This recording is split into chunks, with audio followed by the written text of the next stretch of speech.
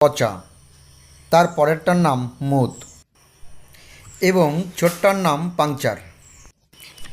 একদিন ওদের বাড়িতে এক অতিথি আসছেন। বাবা, আপনি এসেছেন?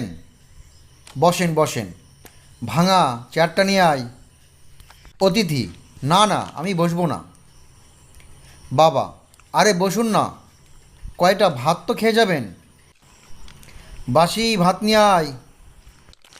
অতিথি: না না, জাস্ট খেয়ে এসেছি, খাবো না।